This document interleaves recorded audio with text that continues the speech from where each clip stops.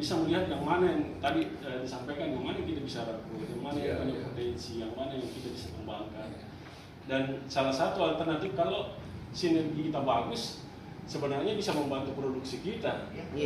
Dalam artian kalau dia betul-betul bisa diperbantukan untuk meningkatkan produktivitas kita. Cuma memang kata kuncinya tadi memang harus kita tata dan memang ditata mulai dari tingkat universitas sampai di tingkat usaha itu sangat bagus dan niat nawantunya sangat baik dan memang sinergi itu untuk kita punya daya saing ke depan lebih baik. Memang sebenarnya sama menemukan SDM yang punya kompetensi, yang punya daya saing yang tinggi. Nah ini baik dari sisi yayasan, universitas maupun dari sisi Apindo kita punya kepentingan yang sama, berjalan dengan baik. Kalau lebih bagus pasti di rumah nanti jadinya.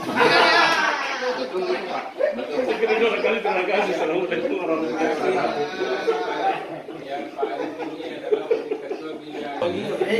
Di bawah beliau ini kalau dia ketua itu ada 8 di situ Pak, termasuk konstruksi. Ada sektor di situ Pak. Karena Apindo itu adalah multi sektor, seluruh sektor usaha. Dan nantinya manakala punya karyawan 5 minimal 5 di undang-undang itu, kenapa 5? Karena hubungan industrial perselisihan sering muncul. Makanya Apindo itu mengangkat dia Undang-Undang 11 2021 itu diamanatkan seperti itu. Makanya sebentar selesai ini BIN mau masuk lagi ke sini Pak. Ini karena ini ada demo nasional. Ya.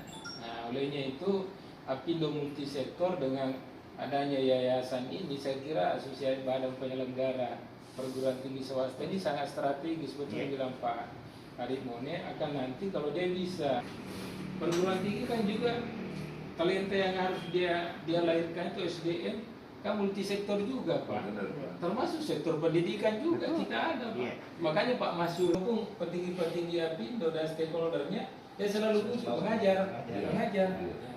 Audiensnya kita kemarin dengan mandiri, mengajar lagi di situ Pak. Jadi itu yang membuat anak-anak kita di kampus bangga, di bidang wilayah. Ini kan spirit yang begini kan nggak gampang Pak dibangun. Nah makanya dengan kenapa beliau bukan sepaksakan, saya anak ini pekerjaan di kantor udah nyambung. Misalnya mau masuk di kantor, sudah masuk nanti saya punya malah saya gaji. Dia coba Pak enaknya kalau gitu. Kalau ini petugas kalau misalnya di Bakti Persata ada perusahaannya Pak Arif digaji kita. Pintar juga. Karena kalau dia hanya datang ribut antara misalnya tadi HRD ya. HRD di masing-masing perusahaan dengan kampus. Jadi misalkan itu teknisnya Pak. Kita buat kurikulumnya sama. 4 SKS ini anggap aja 3 bulan dia harus garap, 6 bulan lah. Kami terbantu 6 bulan Pak. Saya tanya Pak Arif, tadinya kita dirangkap oleh 2 orang, ya udah deh kita cari kemanusiaan juga. Maka sesuatu yang persis seperti yang disampaikan bahwa perusahaan benar-benar hanya kewajiban moral saja menerima, terpaksa menerima anak-anak magang. Hanya menyelesaikan kewajiban, menggugurkan aja kewajiban Pak. Bagaimana sudah makan? Sudah nih Pak. Absennya Pak ya? Absen aja.